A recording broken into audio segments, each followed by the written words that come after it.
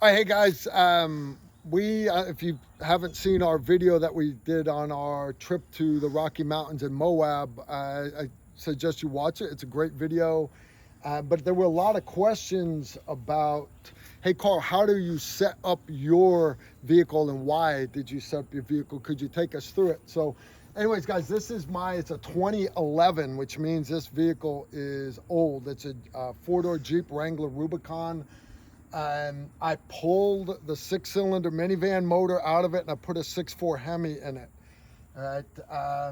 Okay, that sounds great. Okay, so it's only got 30,000 miles on the motor, but understand I did that because I am very, very rough on things and I needed the extra horsepower. The problem with that is it drinks gas, but you understand this is still a vehicle. It's still a 2011. You know, it's got 156,000 miles on it now. So when you get an older vehicle like that, you've got to pay attention to everything that could possibly wear out on it. Now, I mentioned that the motor has got only 30,000 miles on it, but there's a lot of other things. So the whole suspension has been replaced. I decided to go with Metal Cloak, one of my bees here visiting. It's got a 3.5-inch lift on it.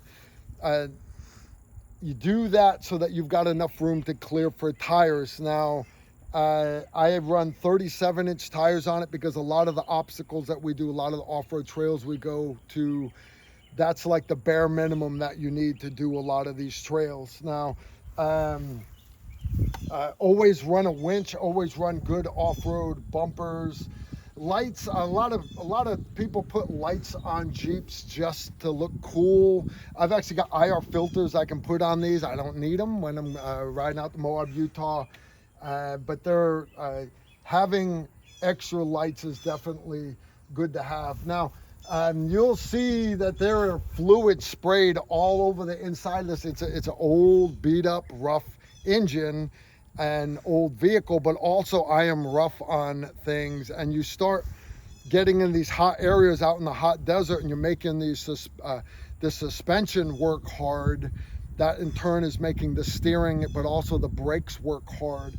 So it was very common to pop the hood and my steering fluid would be boiling and everything.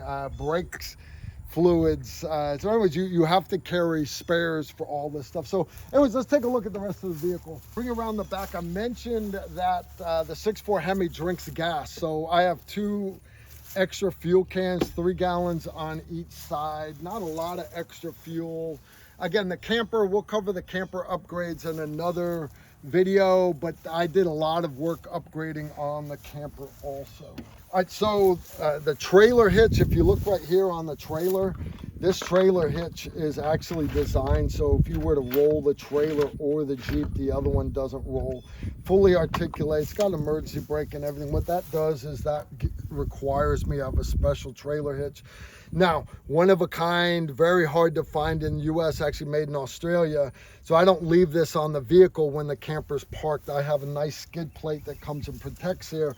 But notice even with that skid plate there, I still bent the hell out of my 7-pin connector.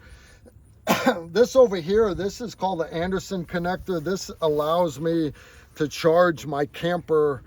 It's got a 50 amp fuse and allows me to charge the batteries in my camper even while we're driving down the road. Now the camper itself is plumbed for solar, but you can't run solar panels while you're running down the highway.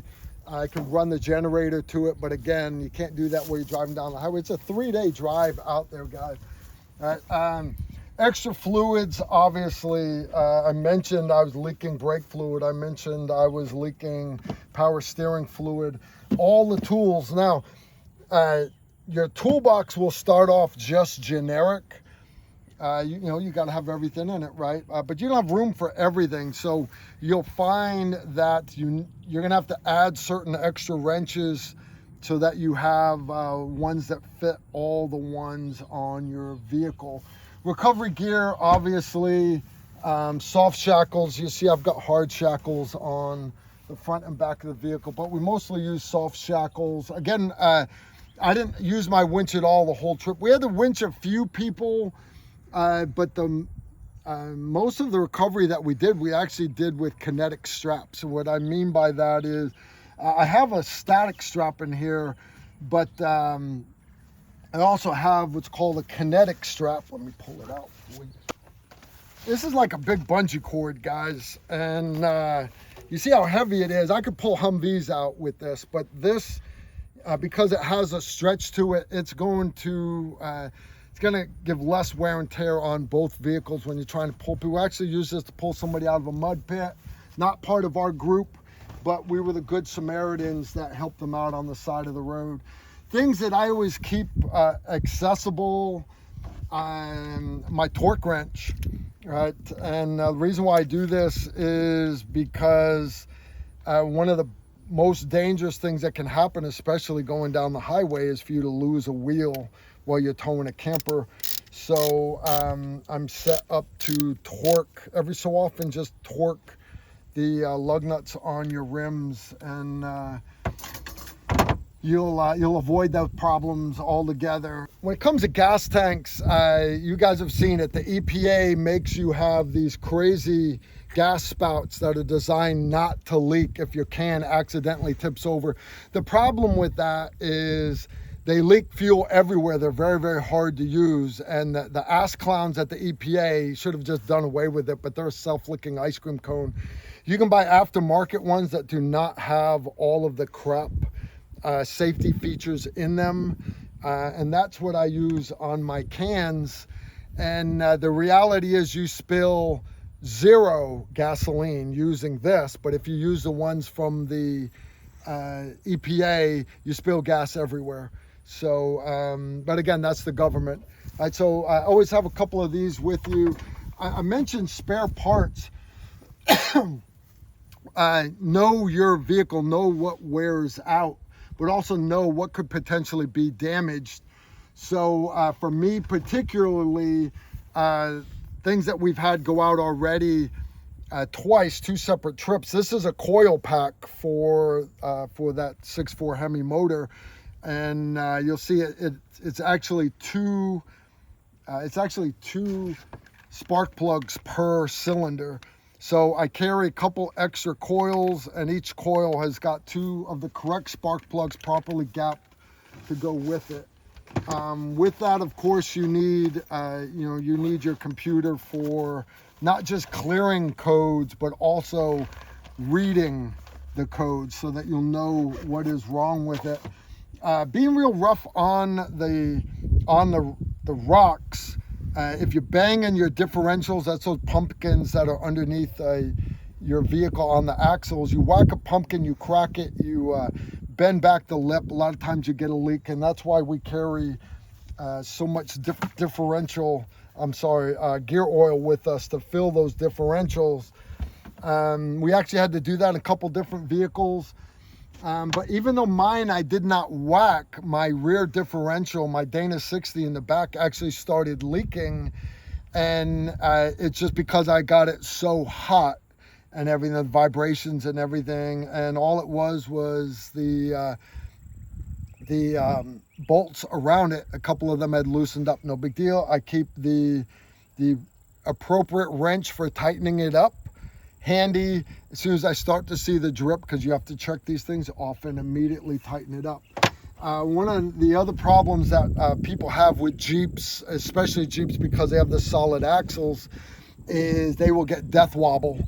All right, the problem with death wobble is it starts off, it's just a shimmy, but once it gets bad, and it can get real bad in a single trip, you understand you're 2,000 miles from home, you can't say, I'm going to drive it all the way home and get it fixed. Now, you've got to deal with that stuff because it's called death wobble for a reason. A lot of times it's as simple as you need a bushing replaced. All right, because if you just let it go, that bolt will start wallowing things out, and then even if you replace the bushing, you've got to get things welded and everything else. So these are spare metal cloak bushings. You keep a couple of various sizes, and has not been used, but have them in case you do, because I've had to replace them on the trail before, guys. One of the other things I had to replace before was I had a rock get up over a tire, and to take a corner, start coming downhill, and all of a sudden the brake pedal went squished to the floor. Start getting squishy brakes, immediately stop, turn it off. You've ruptured a brake line. Now, not a big deal. Get out, find a brake line, flatten it out with a set of vice grips, roll it, and then you've got brakes for 3 wheels. Then you can limp it down off the mountain. You drive down off the mountain in low lock, first gear, and you just nurse that thing down, right? 3 brakes is better than no brakes at all. But if you catch it right away and you carry enough extra brake fluid with you, even 3 brakes, you can refill that tank back up. But how about if you had to be out there for a long period of time? 4 brakes would always be better, right? So what we carry are brake lines, the ones that are in areas that can be damaged. Now, this one right here was actually bought for this vehicle. It's still got the Napa tag on it, all right? It didn't fit, did not fit. Okay, so we ended up having to cut it and flare it out and then make it fit ourselves. Well, how do you do that? Well, one person in your group should carry what's called a brake line flaring tool, all right? It does not take up a lot of space. Toss it in the vehicle. I've just laid these things out because I wanted to talk about. We didn't have to do it this trip. That had all happened on a different trip before. But this bag right here, guys, is basically spare parts for my vehicle. All right. What I mean by spare parts is what can go bad on you. All right. Let me get a couple impact wrenches, impact sockets out of the way. It's possible for rock to get up where the oil filter is. Okay. What else can go out on you? Serpentine belts. Now, I'm not saying you need to carry everything yourself, because the other 3 Jeeps on my team are all new Jeeps and most of their parts are interchangeable between the vehicles. So we carry so many parts with us. Not everybody needs to carry everything, right? Plan out with your team, make a list of things, but always understand, you know, the old analogy, 1 is none and 2 is 1, all right? Always have redundancy. Please, please, please always have redundancy. Indeed, fire extinguisher right here, but I also have a fire extinguisher that is down right next to the driver's door on the side of my seat.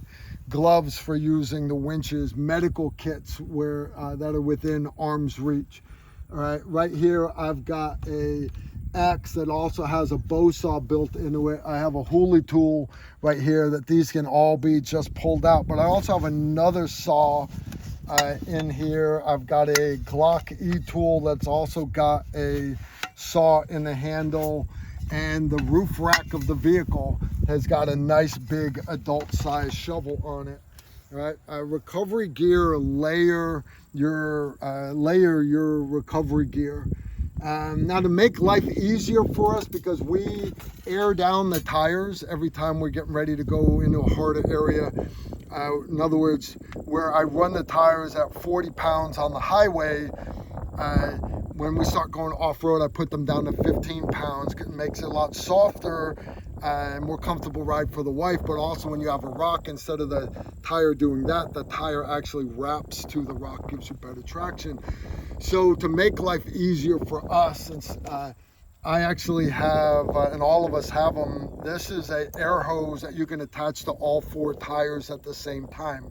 Put it on all 4 tires, open the valve, and then you can read as the air pressure goes down. You can actually read it on the digital display. You get it down to 15 pounds, close the valve, you're good.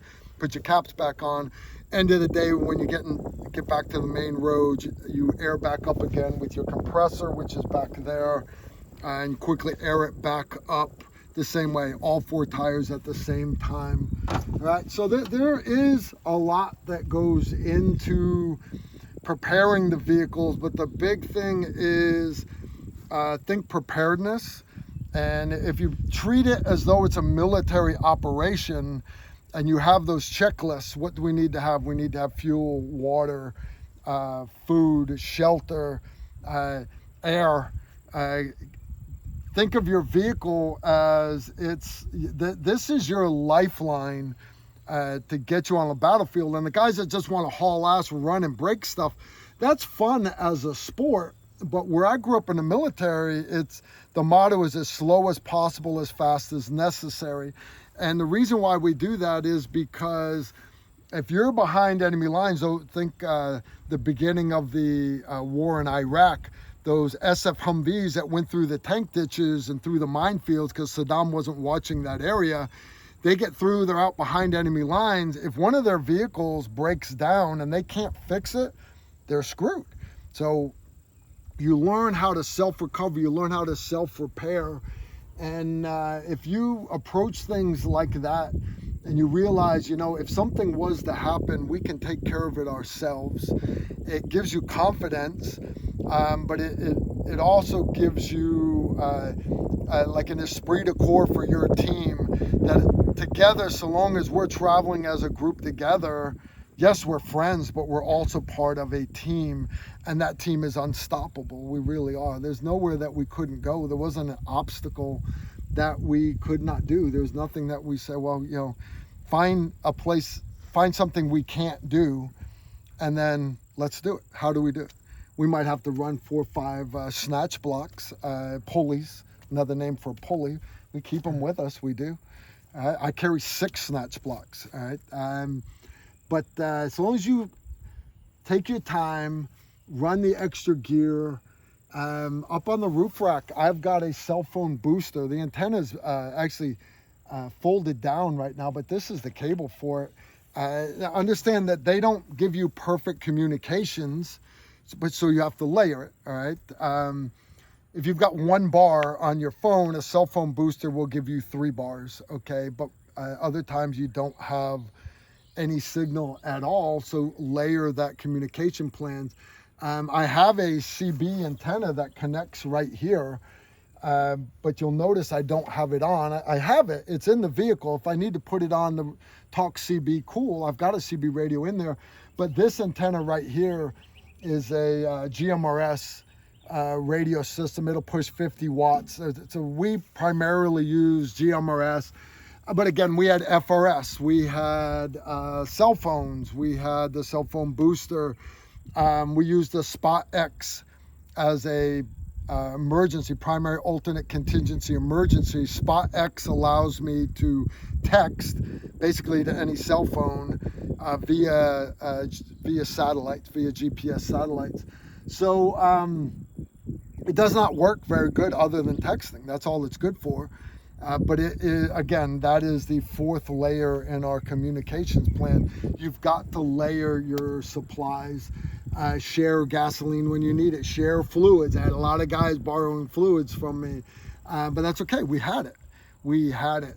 And so anyways, I think I covered most of what we've done. As far as other modifications to the vehicles, lots of skid plates. And anybody that's in the Jeep culture will tell you, whenever you break something, replace it with something stronger.